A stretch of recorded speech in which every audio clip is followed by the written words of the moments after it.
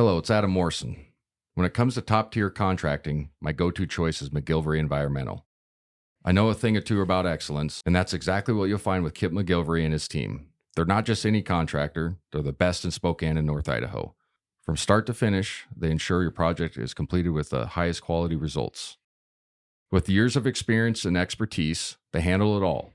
New construction, meticulous repairs, asphalt paving for residential and commercial properties, excavation, and even environmental remediation. So why wait? Reach out to Kip McGilvery Environmental today by calling 208-556-6384 for your free estimate. Don't forget to mention my name, Adam Morrison, and experience the difference McGilvery Environmental brings to the table. Again, that's 208-556-6384, McGilvery Environmental. My number one choice for all my contracting needs. M4 CPA is a family-owned accounting firm passionate about helping businesses and their owners create a secure future for their families. They pride themselves on the quality of their work and put their clients first, ensuring they get the attention and care they deserve. Their mission is to provide exceptional accounting services to help you achieve your financial goals. M4 CPA is all about building long-term relationships based on trust, integrity, and transparency. With a team of experienced professionals, they offer personalized solutions to meet your needs. If you're a Perimeter listener, here's an exclusive offer for you. Mention the Perimeter podcast when you reach out to M4 CPA and get a free business consultation to assess your financial strategies. So, if you're looking for an accounting firm that truly cares about your business, trust M4 CPA. Accounting you can trust with a personal touch. Learn more at m4cpa.com.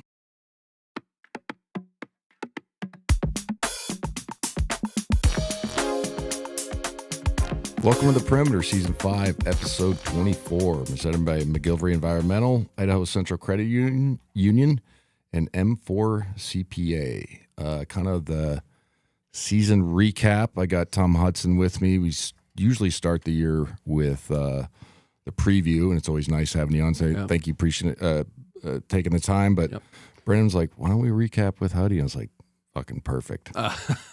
Bingo, I can ride his coattail one more time in 2026, and we can wrap the thing up. But, obviously a lot to talk about. People are going to want to hear our opinions on the portal and stuff. But I think the proper thing to do is kind of just go over the season, kind of your thoughts as well. I give my thoughts, obviously, the whole year. Yeah. But I think if you just look at in totality, a pretty good season. Yeah. 31-3 or whatever, 30-3, 31-3. We finished the final WCC with a tie for a regular season, and we win the tournament. Beat Santa Clara, who had a great season themselves. I'm curious to see what that program does after a year like that. Yep, they're already getting beat up. But they're already getting beat up in the portal, and it's kind of sad. And again, portal will be a topic conversation in a bit.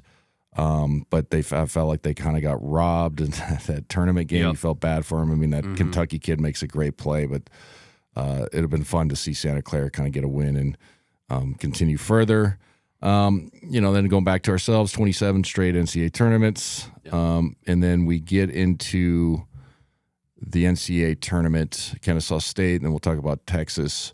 But I think as the season went on, when the season started, the topic of conversation, depth. Oh my God, we have so many players, and it's nice. We talk about it all the time, but sometimes it gets like, to me, it gets a little cringy because it starts to feel like we got to play this guy, we got to play this. And the biggest topic at the start was Fogel not getting a ton of minutes, right? Which you kind of understood from just a pure numbers game, age, experience, all those things.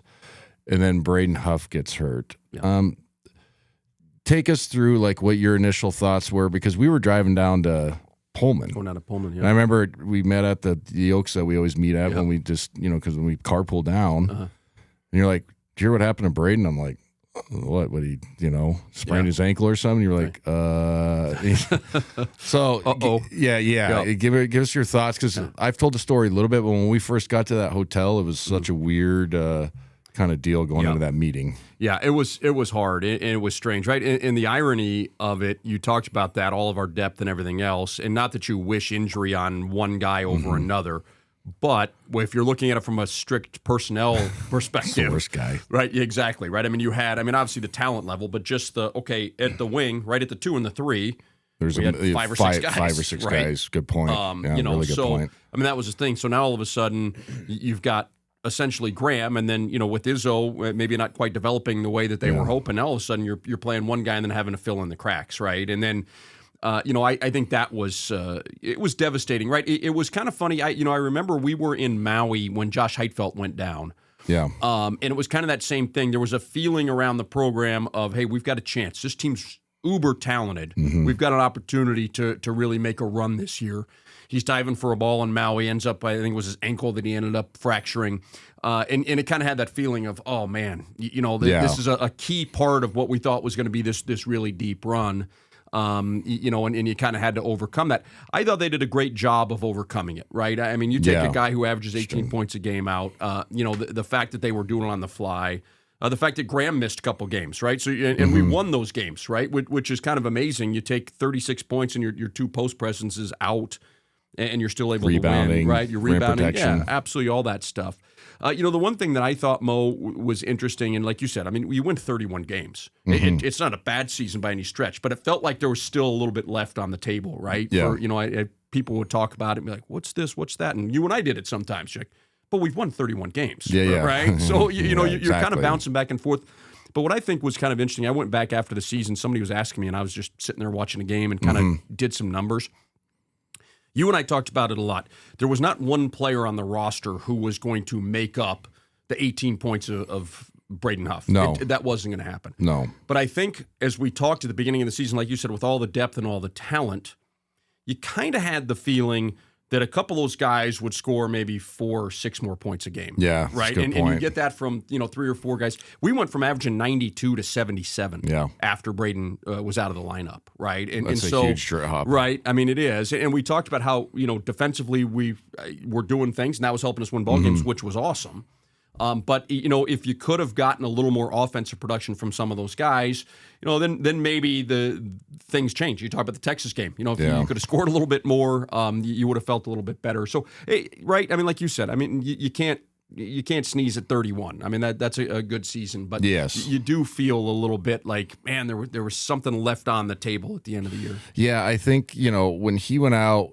And it was kind of like, okay, next man up. But you were also in your head, this is my thoughts. It was like, he was averaging 18. He was leading the country in field goal percentage at the time, it was 67%, whatever the hell it was. He was having like an All-American season. So was Graham. But it was just like how efficient he was. And like the short roll stuff with him and Mario was really starting to click then. You know what I mean? To where like then it really got to be, okay, how are you going to guard us defensively with these two really skilled bigs? Yeah. You can't go single coverage. Even if you do the double team package, we have a package from big to big passing that is hard to defend because you can't really simulate it. Right. And then all the ball screen coverage stuff that I talked about. And then he was starting to shoot it well enough, and Graham is better than him, but where they were both a legitimate pick and pop threat as well. So you couldn't just take that and be like, okay, just let him fucking shoot threes. Yeah. So when that happened, I was like, oh, okay, let's see who steps up. And we got everybody to step up defensively, but that's such a good point. The offensive gap wasn't filled. Yeah. And it doesn't mean we weren't proficient still, but it was like there was a couple nights you and I would be looking at each other calling the game, and then the mic goes on mute and be like, holy shit, I need to make a shot. Yeah. And this is not, again, like when I come on the show, like I got to be critical, but also like I understand how the game is. You do. You've done it for a long time. But there were some nights where like, man, guys, you're getting some wide-ass open looks, man. I don't know what else to tell you. Yep. You're getting a longer leash. And that, for some reason, just didn't click. Now, still winning games, so it's like a good problem to have, I guess. And sometimes you have to fill those holes. But it was a little, I guess, disappointing, maybe the only word I can come up with, that the offensive production from some guys didn't rise, and they had fair opportunities, and that's the fair criticism. Yeah, no, right? I think you're right, because the shots were available. I mean, obviously Graham shot it more, obviously, and he did a fantastic job. Exactly, he had to. But I think you're right. I think when you look at some of those opportunities that were missed, I mean, obviously Davis getting more chances, that makes sense. He's the only one that kind of really completely upped his production. That jumped. Yeah, for sure. Right? And, no, absolutely. And I think that's where you look at it, and like you said, you're kind of like, okay, where why didn't we get that little bit of a jump? I mean, you talk about a 3-point shooting, all year. I mean, we had guys who, when you look at it on paper, hey, they're 40 plus. This guy's 38, and then I think if I remember correctly, whatever we shot was the lowest in Coach Few's tenure, right? What, 34? Yeah, we've got stats here. Yeah, I'll let you. I don't have to put on my readers, but yeah, it was 33 down the pipe, right? So, I think that's it too. Is that if you're able to knock down a few shots, maybe things change a little bit, especially in that Texas game. So yeah, that part was interesting, and I think that's part of the portal, like you said, we'll talk about, which is bringing guys in and how it all meshes and how it all comes together. Mean, here's the thing with that, and again, we keep teasing the portal, and we'll get into it, but like, how do I say this the right way? It's different to take shots at Gonzaga than it is at some of these other programs, and we've talked about that. And you've kind of danced around it, but the lights are on more here. You're most of the time on national television. There's pro scouts at your games most of the time. So it's different if you shoot 42% at whatever lower school, and that's not a knock. Whatever. But so that's the kind of the hard part with looking at just pure portal and guys who shot it really good. Now that's based off my own deal for the last 2 seasons. Right. Okay, I could be wrong. You know what I'm saying? But the last 2 years, what I've seen is we've had guys that were supposed to be knockdown, drag-out shooters, and they weren't. And I'm not even talking 40%. Like, we're not even trying to be, like, hypercritical. Right. But we had some that just didn't make them, and it got to be an issue, especially when Braden went down. It put a lot of pressure on Graham Ike, who had one of the best seasons of all bigs in our program. And I think people need to really understand that because, we've had some crowd favorites and stuff like that, and people love his hustle and stuff, but, like, you really have to compare him to, like, okay, Casey, Corey, Roney, and then you creep into, like, Zebo seems better than Zebo for that 1 year. You know what I mean? He was a freshman. You start going to, like, he had a really good season compared to, like, some of our all-time guys that are playing in the league. That's my point. And so if you can't surround that with shooting, it put a lot of pressure on him to perform. And it became an issue, and it was hard to dance around it a little bit, right? Wouldn't you say? There were a few. It was the USF game where he started knocking down a bunch of shots, and then you felt like, okay, now he feels like he's going to shoot some of those. But hey, real quick on that, you said like recap it. I mean, what a great career for Graham. Unbelievable. And to watch where he was. He was a really good player when he got here. But you look at what he added to his game. You look at the fact that his buddy goes down, and all of a sudden it's like, hey, we need you to go and have the capability of getting 30 or 35 tonight. And he was able to do it. That 3 points, remember the first time we saw him shoot a 3, when he first got here, he's like, I hope he never shoots one of those things again. No. And then, I mean, you would argue that at the end of a game this year, you wanted him to maybe be the one who was shooting. I went to I might have told you this, I went to the selection Sunday, okay? So I take my son down and his buddy, and we go to the gym. Just kind of a cool thing for them. It's like, hey, let's go get some shots up before we go. And we walk in, and they're working. The team's working out. So I'm like, hey, just let's watch and wait till they get off the floor, obviously. And B Mike was running pin down action for Graham because it was kind of the only guy that could come off and snap one off. But I was kind of in my head, I'm like, holy shit. We're running like the wide pin down stuff they used to run for me, like swing, pin down, catch, rip it, and he was working on it. But that's where it got to. But the stroke was that good. And so my point is he worked on his game that much to get to where it was smooth. In your head, I was like, he needs to take 4 a game, maybe 5. Don't fall in love with it, but run some pick and pop action and let him stare one down and snap it off. But you're right. Like, he couldn't do that when he first got here. No question. And I think, too, and it's sneaky because you talk about coming to Gonzaga and playing and what that entails and what that means. For Graham, also throw into it that he followed Drew Timme. One of the most popular players in school history and the leading scorer, right? And you've got to back that up. I mean, you're coming in and for him to produce the way that he did, I mean, some of those streaks that he went on, 9 straight 20-point games, Yeah, that stuff. I got messed up on the last one. That one on senior night. But we're not going to mention that one. We digress, but yeah, no, right. I mean, I think that career that he put together, and then especially with all that was put on his shoulders, that last 15 or 16 games was remarkable. Yeah, no, he was terrific. So obviously, hats off to him. I'll be curious to see what his opportunities are at the next level. He's definitely going to have some NBA looks. He'll get an opportunity if he doesn't get drafted to do summer league and all that stuff. But he's skilled enough to make money somewhere playing hoops for a long time. Hats off to him.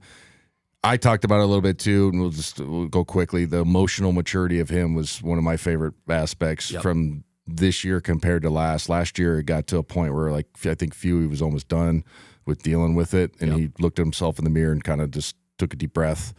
Easier said than done. I know people are like, oh, it's like if you have to be on edge all the time, it's hard to switch that off. Yeah, because then you get the opposite. And he's like, why does this guy have no competitive fire? Well, what do you want? Yep. Right. You can't have them both. Right. And so that part of it was terrific. Let's talk quickly about our 2 freshmen. We joked about it. I talked about it on this podcast. Depth. Oh my God, we got all this experience, and then in the last fucking 3 games of the season, counting the WCC tournament, we're playing those guys 30 minutes. Yep. 27 minutes plus. Mario and Davis. We talked about it earlier. Davis probably made the biggest jump, but I was really pleased with Mario's growth after he got inserted back into the starting lineup. Yep. What was that game like? 25 or something like that. What game was that? Yeah, I'm trying to think because he played. I'm trying to, it's because he had a weird stretch where he was starting and then he was really shitty when he was sick. He got sick, and that's when B. Smith ended up playing really well against Oregon. Yes, he played. Yeah, and that's then when Mario was sick. Yeah, and Mario was sick, and he had like a bad 3-game stretch. Mm-hmm. But then B. Smith didn't have a great 3-game stretch or whatever, and they went with Mario, and it was the right decision. Mario was playing better, but just to talk about his growth as a player. Do you think how much that helped us kind of settle us down in the backcourt? Because it was weird always going like the yo-yo factor of it. Well, what I think is really funny is when you look at him, and I think you have to talk about development, right? Mm-hmm. When he first got here, remember, we're sitting at Craziness in the Kennel, and we're kind of laughing as he's bringing the ball down the floor and throwing passes over his head and bounce passes behind his back, and you're looking at Coach Few, and you're like, you could see the look kind of on his face of, okay, wait a second, But for him, I mean, what did Jorge get us into? Right.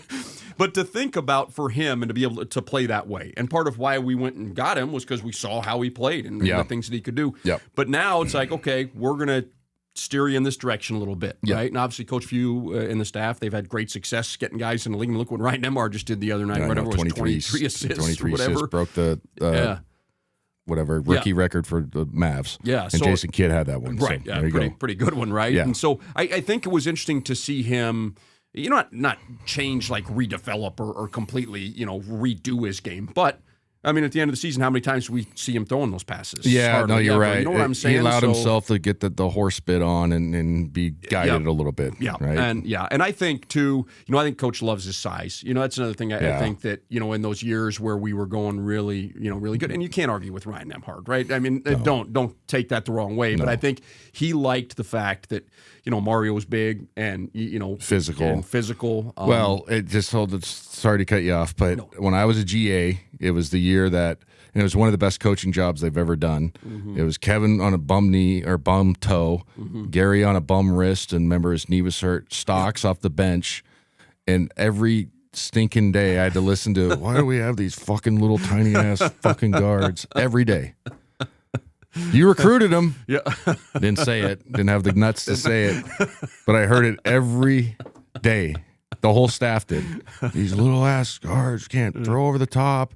And then the funny thing is the next year that same backcourt went to Elite Eight. Right. Okay, so exactly. Broke us through. So they could play, but it was that's constantly here. So anyway, go back to that. Right. But I do think that he likes that. I think he's got great vision. And I think, he loves the game.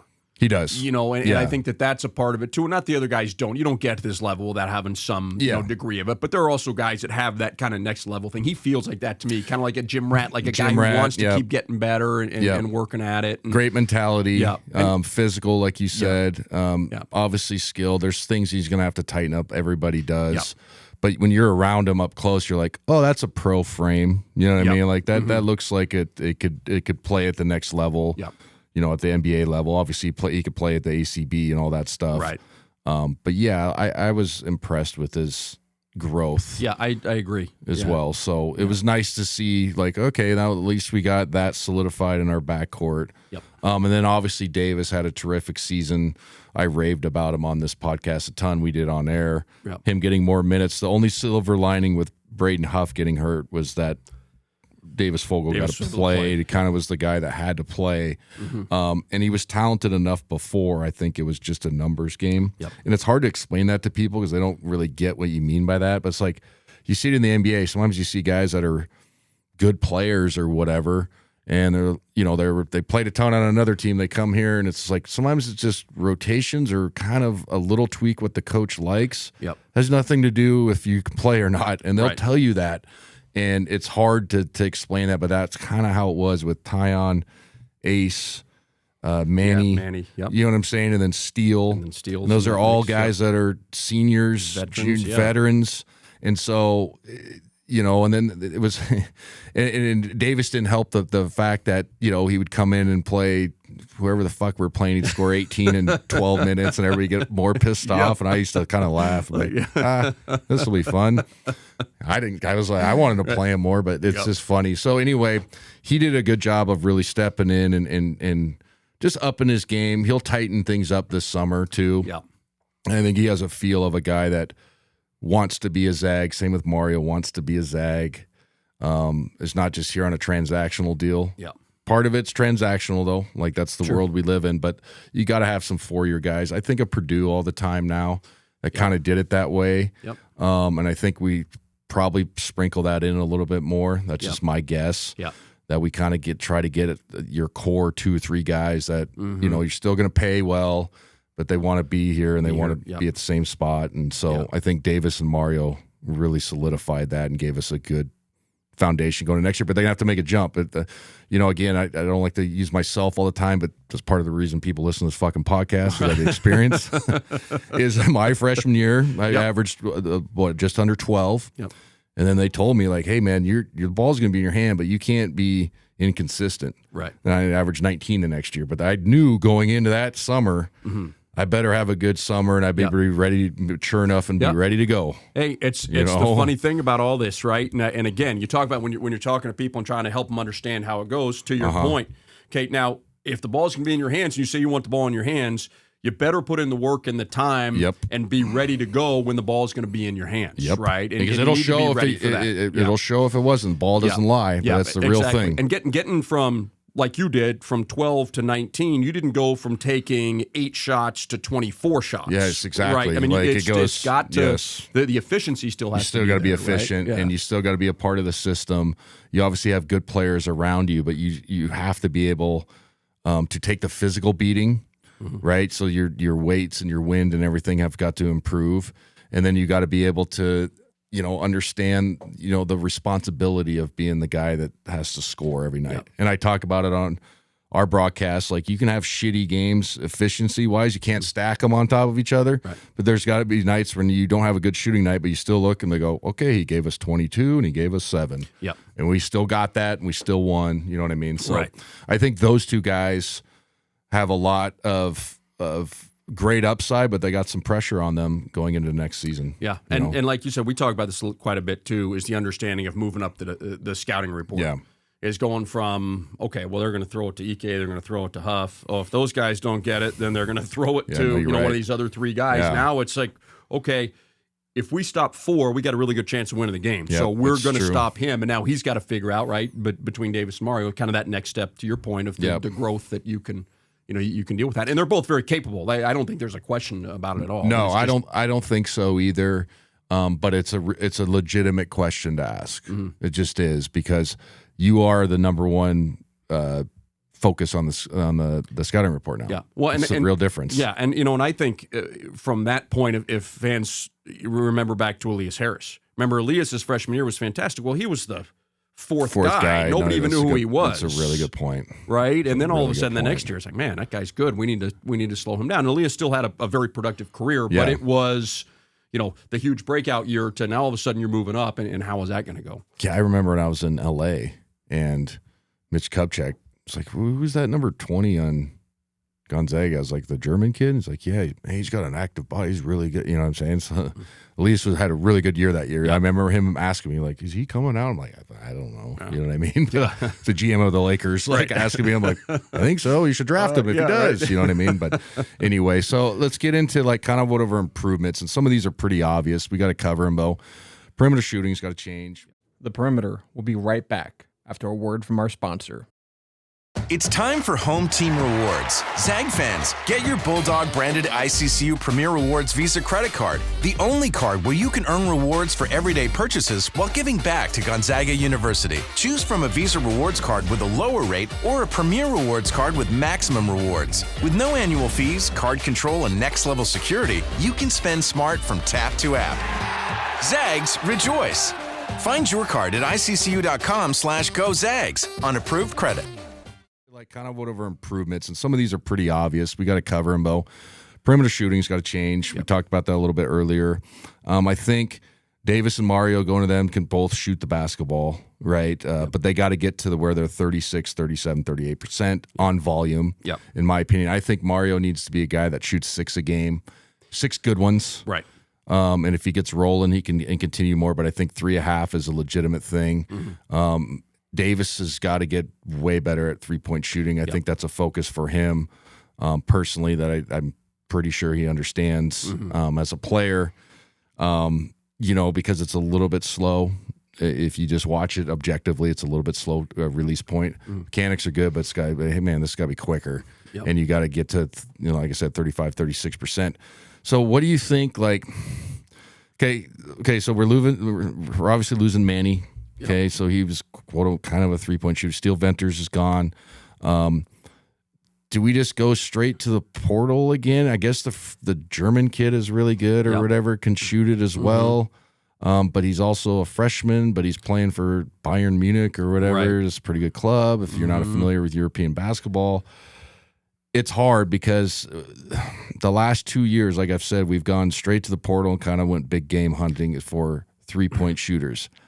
And for whatever reason, it hasn't worked. What strategy would you like to see us go for? See, it's funny, Mo. I go back to your thing. I think, especially for us, because when you look at everything that's gone on over these last 25, 27 years, whatever it is, and culture gets used a lot, but it's been culture, right? When you came in, even at the relatively beginning part of this thing, those older guys taught you what to do, how to do it. There was a feeling and a thought of this. If you're going to be a Zag and we're going to win, this is how we do things, right? And it's felt like even as, maybe the recruiting talent level has grown as you've gotten in and gotten McDonald's All-Americans and that stuff, there's still been that feeling of like you're coming in here. I mean, ask Jalen Suggs, right? I mean, Jalen Suggs comes back. He played here 1 year, and he goes and he watches a game from from the Kennel Club, right? I mean, same with Chet. Exactly, Zags. right? They're in, and they bought in, and they believed it. And I think that's one of the things to your point earlier is I think you have to be able to, and it's going to be hard, obviously, with everybody can transfer leave, is get guys that have been in your program for a couple, 2-3 years. Yeah. Can you go find a guy who can shoot? Absolutely. But like you said, it hasn't worked out for us yet. No. And so how often do you keep going to that to the well? Yeah. With the hopes of maybe being able to spot fill that in, but also knowing you've got a guy who's been in the program, who can make shots and know what you're doing. Because it is hard. Like you said, I mean, you look at it, and I think the portal thing's so hard because you're looking at stats. You're like, oh, well, this guy shot 43%, to your point, against who, in what gym, in which situation.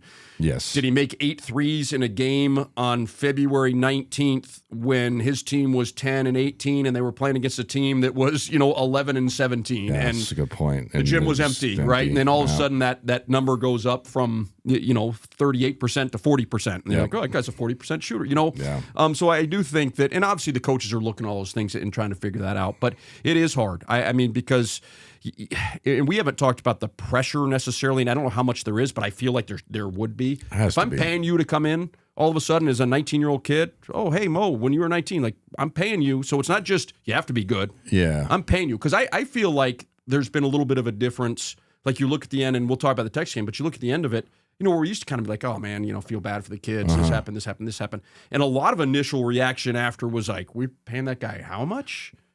right? And that's part of how this goes now, right? And it's a very fair. different take. Yeah, and it's a very different take. So that's, I think, the question too a little bit is, it's all well and good taking the money up front when you're coming in, but then the question is, do you kind of back that up? Because playing professionally, if you couldn't perform, see ya. Yeah, I'll tell you to fucking go later. home. Yeah, You know right. what I mean? And That's just how it is. Yeah. So I'll be curious to see, because they're going to try to address shooting. Yeah, you have to, right? You have to. But also, is the strategy the same, or is it, okay, let's just bank on these 3 young guys making a jump? Yep. And can they make shots? But it's an unknown question that we can just speculate on this season. Steele had a good run for a stretch of that year. Yep. And then just kind of fell out of favor in the rotation. I hope the kid lands in a good spot. Good dude. Parents are cool. Yep. Local. He's from Ellensburg. So, I just hope that it goes well for him. Great kid. Great kid. Right. Just He was didn't always, work out. Yep. Had 2 bad injuries. So, some of that, we said it at the start of the year, okay, let's temper our expectations. That's not a pity thing. That's just a reality thing. Okay. So ACL and then Achilles, those are if you were talking about majors, they're 2 of the top 5, microfractures up there. You know what I mean? You're talking about major sports injuries, especially for hoops. He got 2 of the main ones back to back. And not being a professional, right? You know what I mean? Usually sometimes some guys get that. They have $100 million in the bank account already. All right, fuck, whatever. I'll figure this out. But it's a lot easier, it's less pressure, in my opinion. Yep. Right? Yes. You know what I mean? So that is, somebody would be like, well, why don't we bring him back from shooting? I don't think he wants to come back. He kind of fell out of the favor. Yeah. Braden Smith at the point guard position really wasn't a 3-point shooter. He's somebody who took is leaving, which rightfully so. Yep. He had a good season, but kind of fell out of favor. I was really impressed with the kids. Obviously the stuff on the court, he had good vision. He could get downhill. He was more athletic than he looked. Mm-hmm. Pretty good finishing package, if we're going to be honest. Yep. He thought he was going to be the starter here, most likely. Yep. Fell out of favor. I didn't see 1 ounce of complaining and moaning. I didn't see negative body language. Yep. He was always cool when he was around, during the team stuff. Yep. You tell some frustration. That's human. Absolutely. I don't like when people are like, well, you got to allow somebody to be pissed off a little bit. That's fine. Yep. Now, if it's disruptive, then you handle it. But you're allowed to have some bad body language every once in a while. That's how I view it as a coach. Yep. It's okay. But so hats off to that kid. I'm always going to be a fan of him from here on out, right? You know what I mean? Just I thought he handled it great. He had some good games for us. Yeah. They just went in the other direction. So he'll be, missed, but he wasn't a 3-point shooter is what I'm getting at. Yep. The big kind of transfer for us was Manny going to Arizona State with Randy Bennett now, which is kind of crazy. Yes, it is. Maybe we could talk about that at the Gonzaga podcast. We're like, oh, our friends down in St. Mary's are scrambling right now. What the hell? It's like, well, we leave the conference. What happens? It explodes. I digress. Yeah. Anyway, what do you think how that's going to impact us, defensively? Because he was starting to play 32 minutes a game for the last 10, maybe 8 to 10. Yep. So give me your thoughts on him just in general, how that – because did you see that – I knew he wanted more money, and it wasn't a disruptive thing. Right. But those agencies, and as they're like, hey, man, it's your senior year coming up. You better cash out. So I knew that was going to be an issue. Right. So when I say that, it wasn't a thing around the team, but you just synopsis was it was going to happen. Right. And I think, Mo, right, as we talk about the transfer portal, that's one of the things that's kind of behind the scenes that maybe people don't understand is whose best interests at what point are they the best interests? What's going on there? And so, you look at Manny, and he played great for us. He did. Does he deserve to make money? Yes. Okay, for us, he averaged 6 points a game. Yeah, so, going. as you look at the value, because here's the thing, there's not a salary cap like the NBA, but each school has their own individual salary cap. I mean, at some point, you have X number of dollars to spend. Yep. And so if a player comes to you and says, hey, you gave me $100,000 last year. I want $500,000 this year. And I'm looking at my bank account, and I'm like, okay, well, I'm paying this guy this, I'm paying this guy this, I'm paying this guy this. And then he's also telling me, hey, my agent has talked to a guy who said he can get me $800,000. Well, if you're the coaching staff, you've got a couple of things to think about. Can we afford that for, what he wants? Is that of value to our team? Secondly, if you like the kid and you believe in the kid and you know his situation and where he's coming from, and that type of money, an extra $300,000 or $500,000 is going to change his family's life. Yeah. Can you convince him to stay or do you let him go?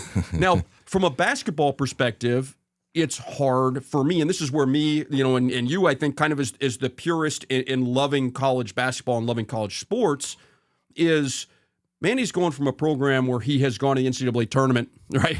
And had a major part. He's playing 32 minutes a game, and his team is, one possession away from playing in the Elite Eight and maybe getting a chance to, or, in the Sweet 16 with a chance to keep advancing.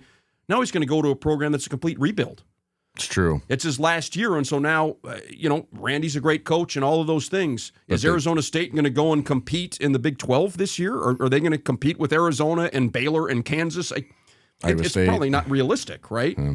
So probably not. I mean, Randy's a good coach, but it's a complete start over. Yeah, and you got to think. I didn't mention Texas Tech, right? Texas, you start going through the BYU, Texas. So it's going to be hard. So for me, from a kid playing his last year of college basketball, it's kind of unfortunate that he's going to a program that is going to be rebuilding. Yeah. Now, is he going to get his minutes? Absolutely. Maybe they get him more shots if they feel like he's capable of doing that. But again, I say he's going to get more minutes. Like you said, he was playing 32. Yeah. No, he was playing. At the end of the year. At the end of the year, he was playing a ton. Yeah. So there's so many moving parts in this thing, Mo. Right? That I think that you have to look at. It's not just. I think for the fans who think, well, gosh, the Zags didn't want him in. Well, sure they did.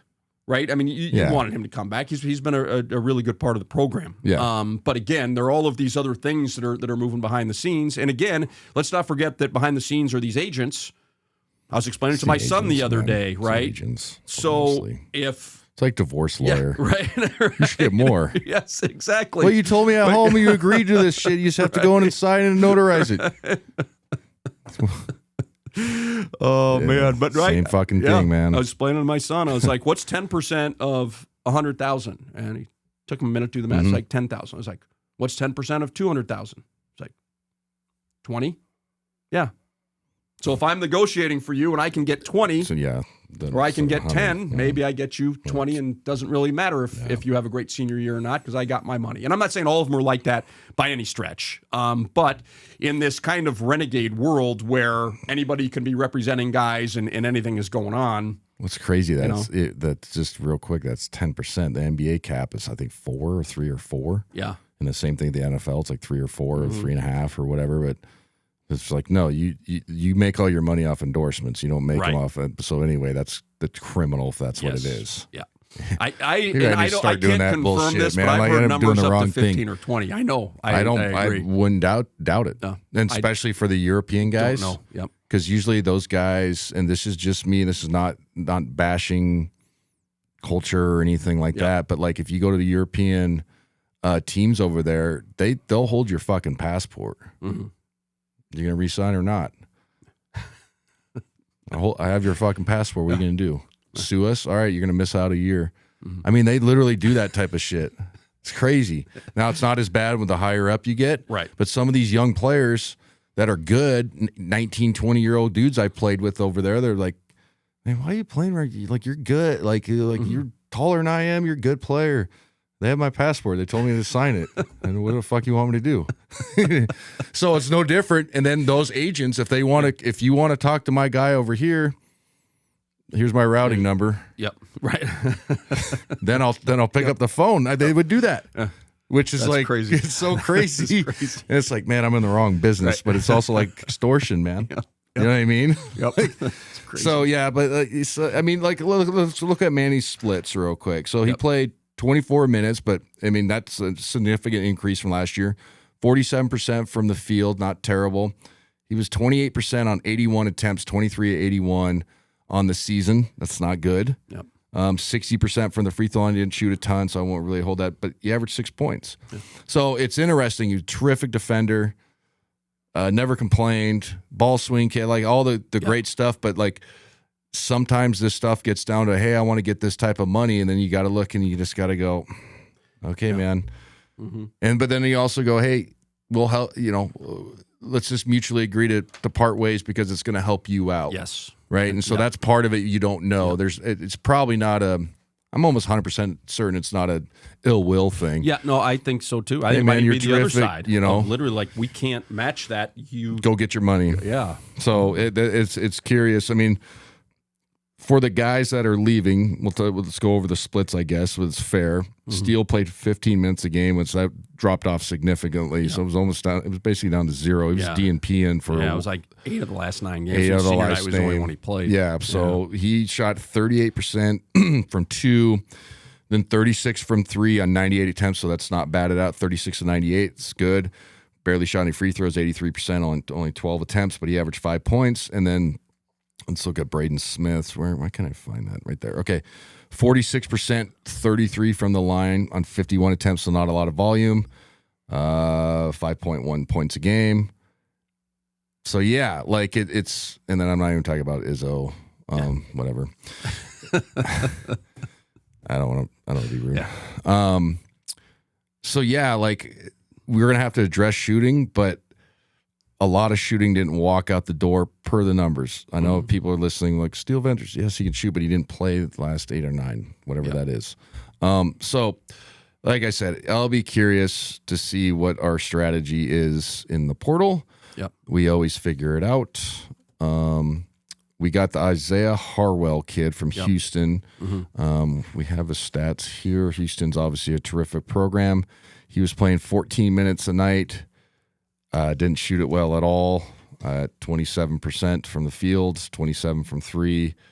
But he was part of their backcourt. Very good team. Yep. And he had a relationship before. Yeah. Right. And I think, Mo, that's going to be an interesting one to me in being able to. Now, it makes me laugh every single time that somebody goes into the portal that, Gonzaga was on his list. Somebody posts something, oh my gosh, like, hey, Gonzaga talked to this guy, blah, blah, blah. They're going to be on him. Maybe so, maybe not. I will say this, he was hurt. So I think last year maybe you throw some of those stats out, right? But the fact that going into the portal and having a conversation with a kid that you had a relationship with, right, who had been here, right? He had been here for, a game. He had been practices. The coaching staff had talked to, obviously, him and his parents, gotten to know them a little bit. You've got a little bit better feel for than a good point. Just having a kid who hasn't even been on campus and you're just writing him a check by looking at his numbers. That's a good point. So I think it's a very good pickup in without looking at the numbers. And we're not just saying that because he signed with us. Yeah. But he was I think he was a McDonald's All-American. Yes. Mm-hmm. You're right, top 50 or whatever. So like he can play, just probably wasn't a good situation. You count the injury. And Houston's a really good basketball team, so sometimes it's a numbers thing, like I was saying. That's what happened to Fogel at the start of the season. Yep. So I think it's a very good pickup. You add him and Mario in the backcourt, so you kind of have that solidified. And the German kid that's coming. Yep. Okay, so you got that figured out. Yep. Obviously, Braden Huff, let's just cross our fingers that he's healthy. Should be by next year. Yep. Do you think he'll get this really quick? Will he get an exemption on that season, or do he play too many games? That's a good question. I've been asked that a million times, and I'm like, I literally don't know. Or would he file for one? It used to be no, right? Because it used to be, and the rules always changed, but it was like 30% or 20%. I think maybe it was 20%. But now it's like fucking who knows. Well, hey, I just saw Aiden Mahaney went into the transfer portal. So 2 years at St. Mary's, a year at Connecticut, a year at Santa Barbara. So I don't know what his exemption deal is going to be, or I don't know, because I know that somebody has proposed. I think President Trump threw one out there just as everybody's been at it. But, like you get 5 years. I know the NCAA was throwing one out, like you get 5 and you get 1. So maybe that's the thought is, if this happens, I want to want to be available. But I think for Braden, it'll be interesting to see. Obviously, if he comes back healthy, your expectation would be he's going to play. Knock on wood, if he continues to play as he has. Yeah. Think that okay, I'm ready to go and give it a shot. in the league, or whatever it is. But Yeah. that's a great question. My guess would be yes. In this day and age, you could apply and say, well, he got hurt. And, Well, I'll be curious to see if not, whatever may happen is what the interior players we're going to try to get yeah. off of him, because that's going to be something that, that's a hole that we need to fill. Jalen Warley did perfect for that this year. He was one of the better role players we've ever had. Yeah, he was fantastic. He was fantastic. He had a great season. Wish him all the best. Hopefully he can land somewhere professionally. He's going to get an opportunity in the league, probably summer league and all that stuff. So yeah, that's something we have to. And then obviously going to throw in Tyon at the 4 spot. He played the 4 spot a little bit as well. So there's some questions interiorly that we can only guess on because we don't really know. Yeah. And so, like, for us sitting here going, well, it'd be really nice if we got a 12-10 guy. Right. No shit. Yeah. Right. Anybody else want to donate? So, you know what I mean? Yep. Like, some of this is like, okay, well, if they start signing guys, I'll hop on this deal again. Right. But there's some holes we got to fill in the For roster. sure. But And, the Arizona State kid who we saw last year is Diop actually, or whatever, he's is not bad. No, I mean, Super athletic. Yep. Yep. He got decent numbers. He had decent numbers. He didn't have a great game against us, but you can't just judge that. Yeah. But you can see the potential and all that stuff. And sometimes too, it's system. Put him in better actions where he's got, getting a catch closer to the rim, 1-2 dribbles against a, disadvantaged guy that's closing out or helping instead of always catching, loaded up. Okay, go Hakeem Olajuwon skyhook or, like fade away in somebody's face 10 times a night. Right. That's hard to do too. Yep. So yeah, I'll be curious to see, but it is funny. So to the fans, listening, and it reverts back to the old point I've made the entire thing of this show. The entirety of this show is I'll look at stuff a little bit in the off season, but a lot of it's just absolute bullshit. Yeah. If one kid lists us as like, oh, we're in the mix, it could have been a text message from one guy like, hey, I'm interested in your program. Cool. And then he posted on Twitter or whatever. Yes. So I don't fucking know. Yep. We can hear stuff, but also I'm not in the scoop business. Right. Like, oh, let me get the first beat out. I don't care. Right. So some of the stuff that if you see from here on out, I'm talking to the listener right now, take it with a grain of salt until they say, I am coming to Gonzaga. 100%, right? Because it's pure speculation. Yes, and let's also go back to what we were talking about the agents just a little bit ago. Yes, it is advantageous to have your player like Gonzaga, Kansas, UCLA, or they're negotiating. It's like, no, he's negotiating himself up, which God bless him. Don't blame him, but it's also yeah. So it is hard, and especially now, right? I mean, when you just look at where it is, and if we want to really dive into that transfer thing and how much somehow they've got to figure out a way to clean it up, right? So this year it was going to be, remember last year it was like, well, the portal's open during the tournament. Blasphemy, we can't have that. Yeah. It's like, okay, so the NCAA says, well, we'll move it to the day after the championship game. We all applaud. What a great idea. Yeah. So if you're playing in the tournament, you shouldn't be penalized and having to be preparing for the tournament and trying to see what's going on in the portal. Yeah. Great. So what happens? Well, now the guys just say, I'm going into the portal. So they officially didn't enter until the day after, but guys are still doing it. The agents are still out there talking to people in March and working all of their stuff and behind the scenes, hey, this guy, we can move this, we can do that. So I don't know exactly what the solution is, Mo, but somehow they've got to be able to figure that out and just be able to say, okay, this is the date. I don't know how you do it. I mean, look, let's be honest, cheating's gone on forever. Yeah. I don't know exactly how you stop it, but it didn't really change. How many names did we see in the portal, this guy going to the portal from March 15th until April the 7th? It's true. Right. And it wasn't supposed to open until the 7th, but all these guys say, well, I'm going. Yeah. So it was essentially the same thing. So kind of to your point of, you see all these names out there and kind of what's going on. Man, there's a lot of movement. There are a lot of things that are happening until there's actually a name on paper. Yeah, that's so like, that kind of just wraps up our needs for next year. It's like, okay, obviously shooting is one of them. We got to get a partner for B Huff, whatever that may be. Probably 3 of them, if we're going to be honest. 3 of them. But it's something that our staff always figures out. We're saying this, we're not saying this like with anxiety, but also it's like, yeah, there's some holes in the roster that we don't know until we sign guys. Yep. And that's the best I can do. Is like I said, I'm not going to be on Twitter trying to figure out if this is real and some agent controls this site, and you know what I mean. They used to do it in the draft process all the time. They one guy was a draftexpress.net and the other guy was draftexpress.com or whatever the fuck it was. And they would fucking inflate you. So then they would talk to teams like, yeah, man, Atlanta really wants this kid. And then the other website says he's below this. That's how they used to do that shit all the time. So like, it's no different. Right. And hey, how about we haven't really talked about the big kid, the freshman that's coming in.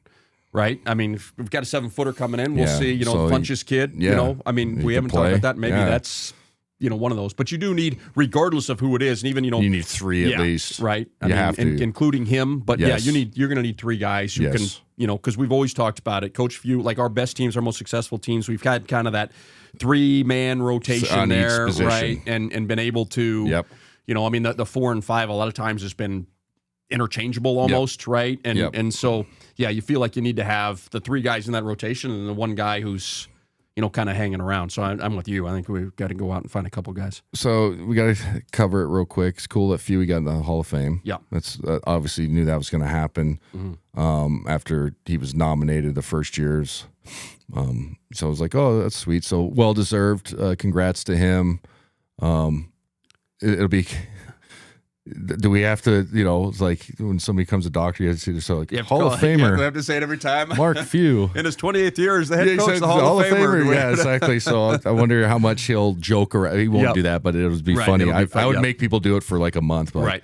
I'm a Hall of Famer, by the way. Say, make sure when you address me. And then, do they do? Yeah, they do. Do they do a jacket in the? I think they do. He should just wear it around one day just to practice. They do, but I'm not 100% sure. But that would be awesome. I would just once. You know what I mean? Like, here you guys go, just in case you forgot. But absolutely rightfully deserved. Incredible, man. I mean, we saw. They did the documentary that I thought came out great. That I think to a broader audience. I mean, for all of us, it'd be nice to get the 6 hours of everything that they did for us to really see the deep dive.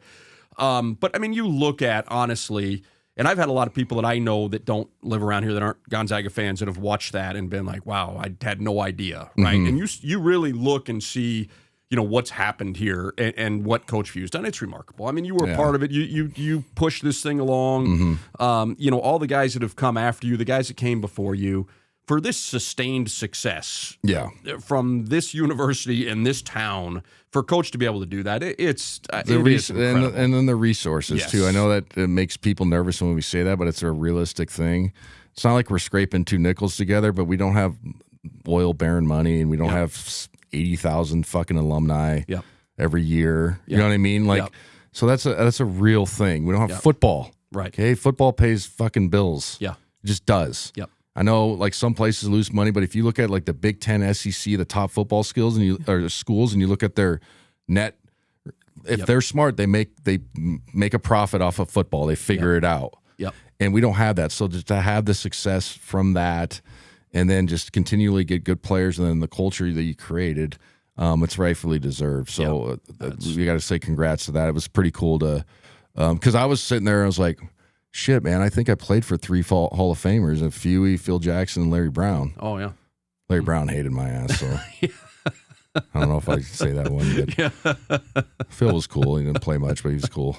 But you know what I mean? I'm like, fuck, I played for 3 Hall of Famers. It's pretty cool. So now when I talk to kids, like, oh, I played for 3 Hall of Famers, and he said this. So if you don't believe me, by golly, you can go play for somebody else. And then the kid takes the ball and he goes behind his back. Yeah, exactly. Between his legs and turns it over, and, and you're just scratching your head. Did you hear the 3 Hall of Famer part? Yeah, Coach, I did. And then comes down the next time, does the exact same thing. What's the Hall of Fame? You know what I mean? Like, what's the Hall of Fame? What is that? Did he shoot 45-foot threes every day? Yeah, no, exactly. So exactly. It's like, well, I never saw that. And it's like, okay, never mind. It'll be interesting going into the new Pac-12 next year. Let's just do a quick breakdown. Okay, it's Fresno State. The Perimeter will be right back after a word from our sponsor.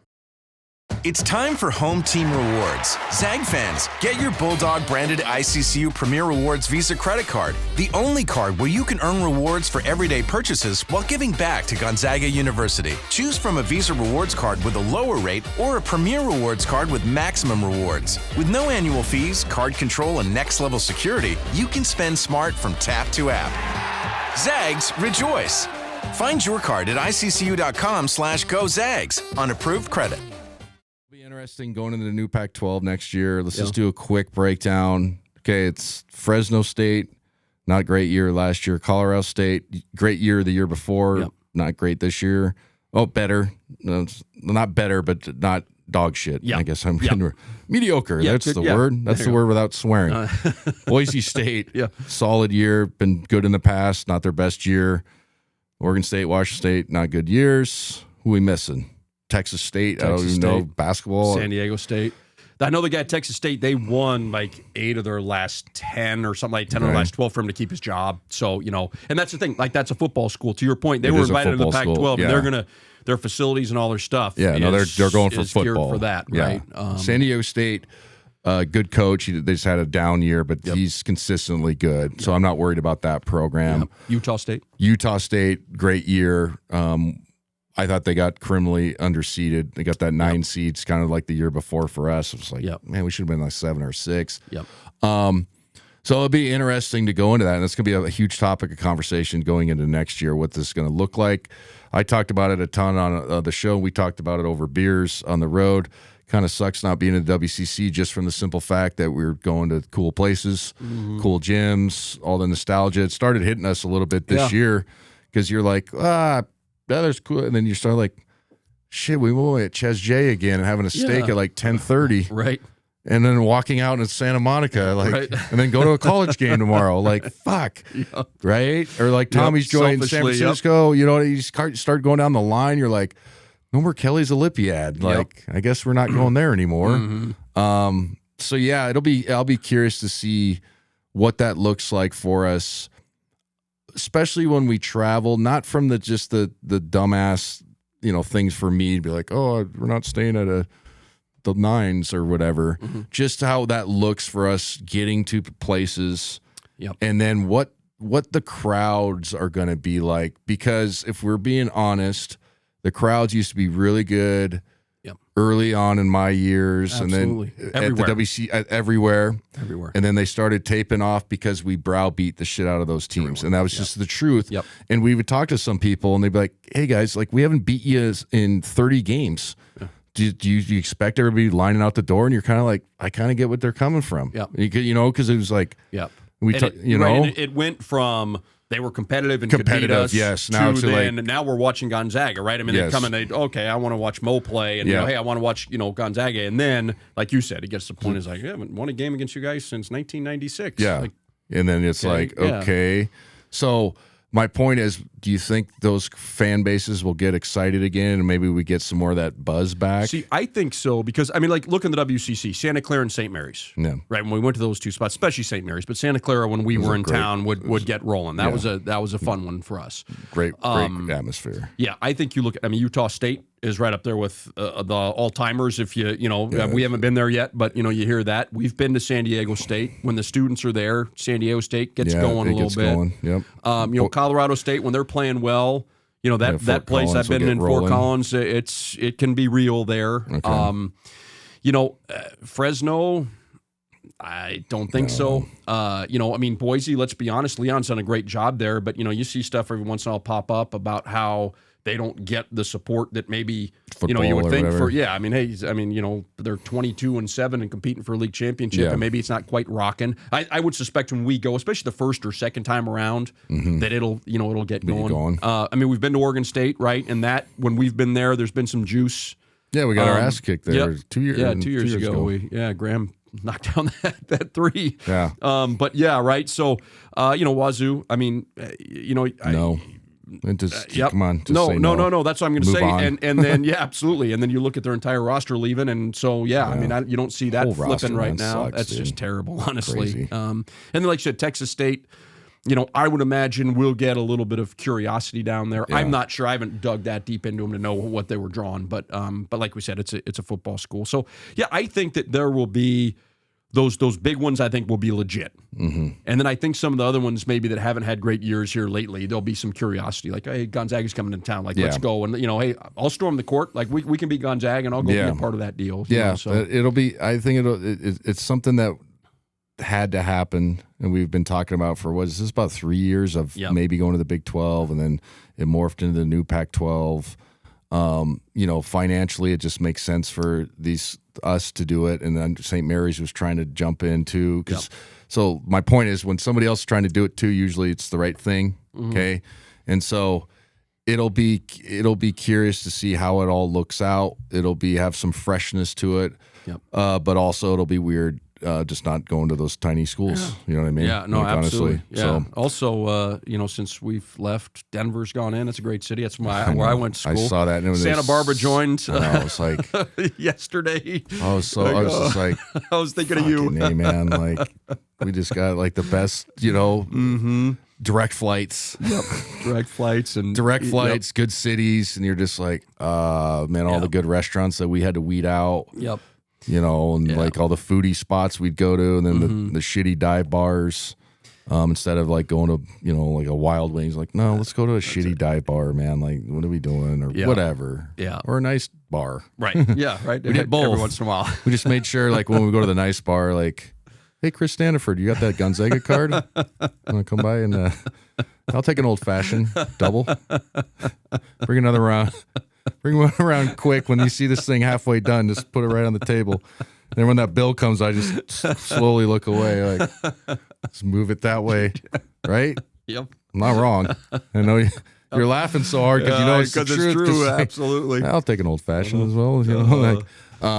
But yeah, I think it'll be cool. It'll be cool. I do think that the one thing that's a little bit hard, and again, it's nobody's fault. Like, so we had to do it, and it's all part of it. But we had some pretty good alumni bases in some of those. I'm in the Bay Area. We had good fans. Yeah. You had people that could go down to L.A. in the middle of the winter and go and support. It's going to be a little tougher, I think, for Zag fans. Maybe say, okay, we're going to play in Logan on Thursday, and then we might be at Fresno on Saturday or whatever it is. You realistically can't make that trip. I would imagine some fans are going to want to go see it at first, but I just think the realistic, and that's the other thing about the WCC was how cool that was. When we talk about travel partners, that wasn't travel partner, fly to a city and then fly to another city. I mean, you were, a lot of times, or if you were, it was like Portland to Spokane. Yeah. Right? Or, I mean, you go to the Bay Area, you go to L.A., and you're there all weekend. All weekend. And it was the best. That part was great. So that'll be different too. And I've heard a little bit too, the schedule might, that traditional Thursday, Saturday that we've always kind of done might move a little bit, depending on where they want games to be played. Wish it was Thursday, Saturday again. It's just so much easier. Yeah. You get home Sunday morning. Anyway. Yeah.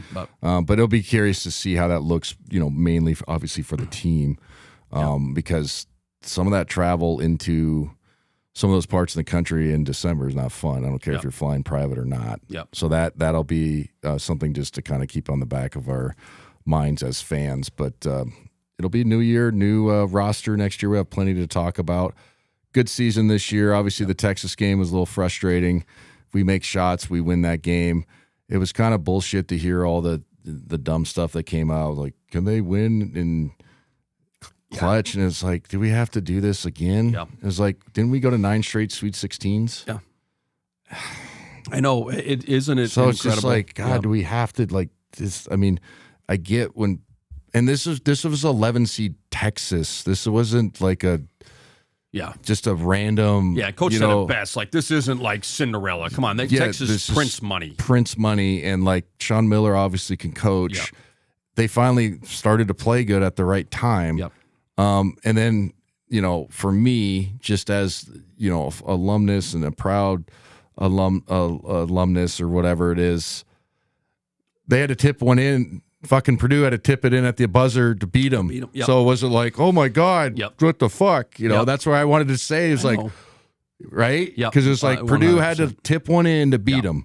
Yep. And so, like, obviously we wanted to win that game, but we were playing a very talented Texas team that played well at the right time. Yeah. And then the shooting stuff just bit us in the ass. Yes, That's really what it came down to, in my opinion. Yep. If we knock down a few shots. Just make some threes. Yep. And then, unfortunately, I mean, you talk about kind of, that play at the end of the game too. It's time and circumstance and understand, hey, let's give up a 2. I don't care. Like, the one thing they can't do is shoot a 3. Give up a 2. We're down by 3 with 15. Dude. 15 seconds left. We're still in the game. The one thing you can't do is be down 2 possessions, right? And so it's the overhelp, dude. It was But isn't it interesting too, though, Mo? Like, you talk about perception, and especially like for people who don't pay a ton of attention to college basketball, and then the tournament starts in March, and all of a sudden they're all experts. But think about if let's just say, like you said, we make 2 more shots. If our shooting isn't off as it had been. Let's say that we figure out a way to win that thing at the end of the game. We're the 3 seed. We go and we play the 2 seed Purdue. Even if we lose, we played up to our seed. Everybody's happy, yeah. Right. There's no complaints about how terrible Gonzaga is. You lose a game, like you said, to a team that was playing well, that, I mean, had some athletes and some guys, a legitimate big. Yeah. I mean, it's frustrating. I still felt like, I think you did, that we probably should have, very well could have, but probably should have won that game. Yeah. Going into it, right? You're thinking, okay, hey, if we play well, there's no reason for us not to win this thing. Team had like a defining run during that game. We talked about it a little bit on the air. It was like, it wasn't dead out there. I'm not inferring there wasn't intensity, but there wasn't like a defining run for each team. It was kind of like, you'll go up 4, then we'll tie it, and then we'll go up 4. But it wasn't like a back and forth seesaw, and then it kind of just came down to a couple possessions. And like I said, we had wide ass open threes. We just didn't make them again. Why would we go 3 for 17 that game? That was the number was, and then the overhelp on the play, and you could see it. I could see it happening slow. I was just sitting there like on the. I was like, fuck. No. Well, and the funniest why is part your of foot in that the was, paint, man? Like you gotta come on. And Sean Miller grabbed the Heidi kid walking out. You see that coming out of the huddle, and you see him. It's like, you're gonna go stand over there. We drew it up, but you're gonna go stand over there. Right I there. believe in you. Yep. And that's a 46% shooter who, when has 12 feet of space, is probably an 80% shooter, right? When they're just strip wide open. And but yeah, it is crazy, and that too, and because Coach says it a lot, and I think it is worth mentioning. It's hard to win games in the tournament. Oh, 100%. You game plan, you do all these things and this stuff and that stuff, and then, like you said, I mean, there's the magnitude of the moment, but in that game, it was strange because it didn't feel, like you said, it felt more like a game in the middle of December. It didn't feel, and there was a lot of weird stuff about that one that, but, I think those are the ones that frustrate you a little bit more. We've had games where we've run into teams, right? You run into a UConn team or Purdue, and you're just like, all right, we don't. We can't. Well, we've had some, and that's just we full disclosure. Yeah, we have to be perfect, and they have to be average, and then we can win. We got to make hasn't happened. 17 threes, and they got to get in foul trouble. Yeah. But we've had some, though, like, the year I GA'd, and like I said, one of the best coaching jobs the Huey and the staff have done is when they played Arizona. They beat the Marcus Smart Oklahoma State team in the first round, and then ran into that Arizona number 1 seed Arizona team that went to the Elite 8. Yep. Yeah, like the tip off, and I was like, okay, good season, guys. Like, and that's not a knock on that team. They're good. Yeah. But it was like, we don't have anybody that looks like that. Yep. You know what I mean? You Right, just went down the absolutely. line, and you're like, athlete. Yep. Kevin Pangos is like doing quarter zone shots into his toe. Gary's knee and wrist are fucked up. Yep. And Drew Barnum was our 4-man off the bench. And good player, but that was our 6 guys that we had to play. Mm-hmm. We're going to beat that team. And so I think there's fairness sometimes that you have to look objectively to what the talent really is for anybody in the tournament, but especially with us. But I think this year was, obviously a fantastic year, 31-4 or whatever it was. It's 31-4. And, just kind of ran into a weird buzzsaw in the second round. But I think the future is bright next year because I think kind of going to go back to some youth. Yep. I'm going to like that, I think. It's gonna be fun. I do too. Yeah, I think it'll be a lot of fun. And, I think that's one of the things too. And you look, I mean, obviously Michigan was a little different animal, but I'm with you. I think having some of those young guys that are in and energized and, and really excited. And, and I'm excited to see some of those kids. I mean, it's going to be fun to see. And then, and hopefully Braden keeps. We need Braden to get healthy. But I've heard from reputable people around the program that the kids come in and are skilled. Yep. And it's nice to not just go hired gun type of deal for me. So I'm looking forward to that. And just looking forward to, like I said, the new Pac-12 and stuff. But I appreciate you coming on. Yeah, it's always great nice to see you, man.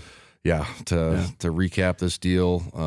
Thank Brennan, our producer, it's like, why don't you get Huddy back? And I was like, fucking perfect. Yeah, it gives me purpose again. Yeah, it's like, right? yes. Hey, got something to do today. We gotta, I don't have to figure this thing out and then talking to myself and then I start cussing the whole time and it's just not good. Thank you to our sponsors, McGillivray Environmental, Idaho Central Credit Union, M4 CPA. I might be back if there's some major changes in the portal. If not, see you guys next year.